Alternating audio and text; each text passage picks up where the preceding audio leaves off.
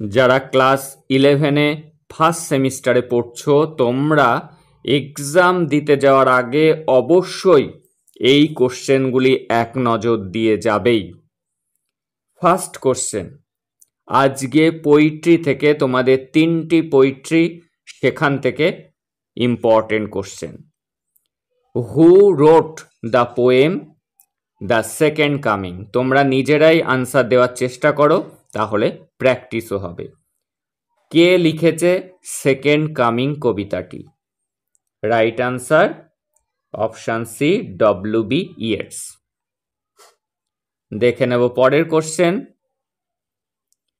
The second coming is এটি কেমন ধরনের কবিতা? এটি কিন্তু একটি লিরিক পোয়েম। ফ্যালকন, ফ্যালকন কথার অর্থ বাজ পাখি, কিন্তু এই কবিতায় ফ্যালকন সিম্বলাইজ করছে, ফ্যালকন বলতে বোঝানো হয়েছে মানুষ জাতিকে, অর্থাৎ human race is the right answer. দেখে নেব পরের কোশ্চেনটি। ফ্যালকনার সিম্বলাইজেস, ফ্যালকনার বলতে বোঝানো হয়েছে কিন্তু ঈশ্বরকে, এখানে ক্রাইস্ট অর্থাৎ যিশু খ্রিস্টকেই কিন্তু ফ্যালকনার বলা হয়েছে, তিনিই কিন্তু মালিক। অ্যানার্কি, অ্যানার্কি কথার অর্থ হলো অরাজকতা। Option C, an uncontrollable chaos, chaos কথার অর্থ বিশৃঙ্খলা বা অরাজকতা।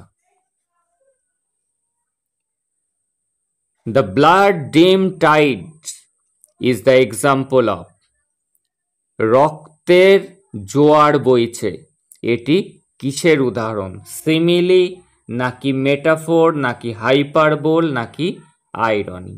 এটি একটি মেটাফোর। মেটাফোর কি? যখন কোনো কিছুর তুলনা করা হয়, কম্পেয়ার করা হয়, কিন্তু লাইক শব্দ ব্যবহার করা হয় না। লাইক যদি ব্যবহার করা হয় সেটি হয় সিমিলি, আর লাইক ব্যবহার না করলে হয় মেটাফোর। ব্লাডকে তুলনা করা হয়েছে জোয়ারের সাথে, টাইডের সাথে, তাই এটি মেটাফোর।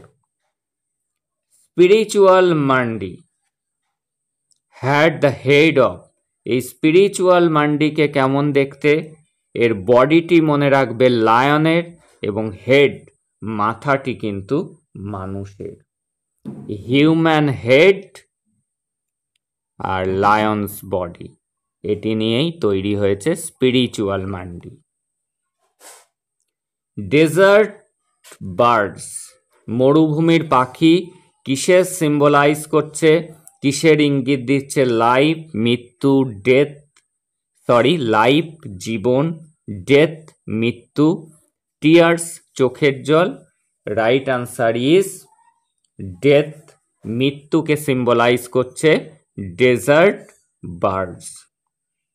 রাব বিস্ট, রাব বিস্ট বলতে বোঝানো হয়েছে খ্রাইস্ট নাকি অ্যান্টি ক্রাইস্ট? এটি হবে অ্যান্টি ক্রাইস্ট।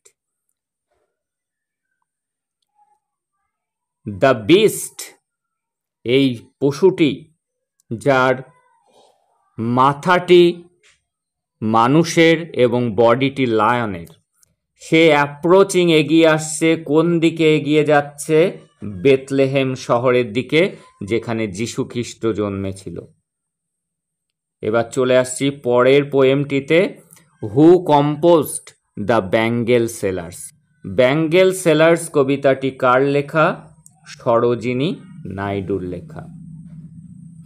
পরবর্তী question, the bangle sellers is taken from, কোথা থেকে নেওয়া হয়েছে? মূল গ্রন্থটির নাম the bird of time.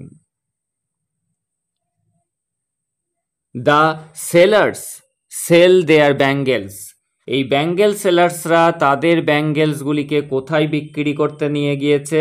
At the temple fair, temple fair কথার অর্থ মন্দিরের মেলাতে। The phrase circle of light, circle of light বলতে বোঝানো হয়েছে, সার্কেল কথার অর্থ কি? সার্কেল কথার অর্থ হলো গোল, লাইট কথার অর্থ আলো। এই ব্যাঙ্গেলসগুলোকে দেখতে এরকম যেহেতু হয়, সেই তাকেই কিন্তু সার্কেল অফ লাইট বোঝানো হয়েছে এই ব্যাঙ্গেলসগুলিকে। দেখে নেব পরের question, bangles are the token of. এই ব্যাঙ্গেলসগুলি কিসের চিহ্ন? এটি কি ডাল লাইভস, নাকি র্যাডিয়েন্ট লাইভস, নাকি slow lives? Right answer option B, radiant lives, অর্থাৎ উজ্জ্বল জীবনের প্রতীক এই ব্যাঙ্গেলসগুলি। Silver and blue coloured bangles are compare to. এই সিলভার এবং ব্লু কালারের ব্যাঙ্গেলসগুলিকে তুলনা করা হয়েছে কিসের সাথে? দ্য স্কাই, আকাশের সাথে, দ্য মাউন্টেন, পাহাড়ের সাথে, ওয়াটার অফ দ্য লেক, হ্রদের জলের সাথে, নাকি mountain mist? Right answer is the mountain mist. দেখে নেব পরের question, the bride's desire is symbolised by.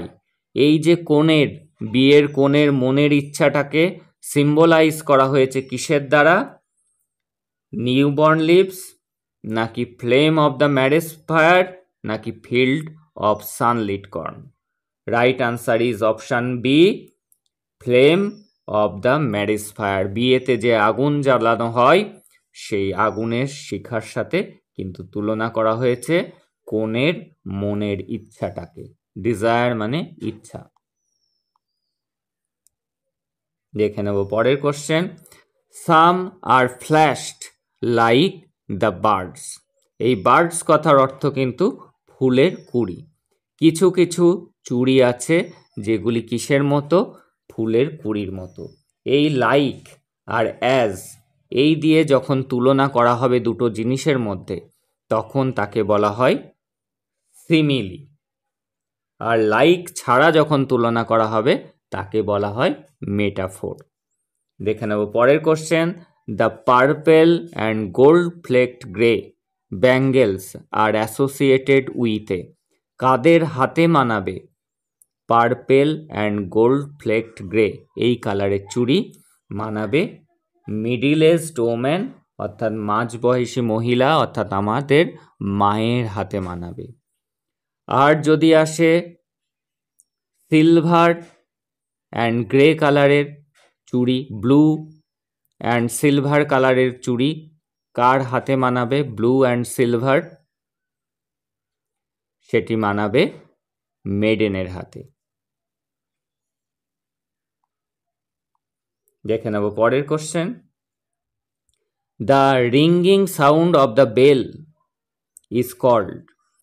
এই যে চুড়ির যে আওয়াজ, সেই আওয়াজের কথা কবিতাতে আছে, সেই শব্দটি কি?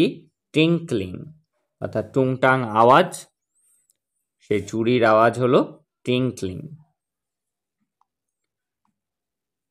তাহলে তিনটে জিনিস মনে রাখবে, সিলভার অ্যান্ড ব্লু এই কালারের চুড়ি মানাবে মেডেনদের হাতে, অর্থাৎ কুমারী মেয়েদের হাতে। গোল্ড ফ্লেকড গ্রে এই কালারের চুড়ি মানাবে মিডিল এজড ওমেনদের হাতে। অ্যান্ড সানলিট কর্ন লেখা থাকলে জানবে সেটি হবে ব্রাইড, ব্রাইডদের হাতে, বিয়ের কনের হাতে বিয়ের দিন সকালে মানাবে সানলিট কর্ন, যেমন হয় সেরাম ধরনের চুড়ি। এবার চলে আসছি পরের কবিতা, upon Westminster bridge is written by. কার লেখা? এটি লিখেছেন উইলিয়াম ওয়ার্ডসওয়ার্থ।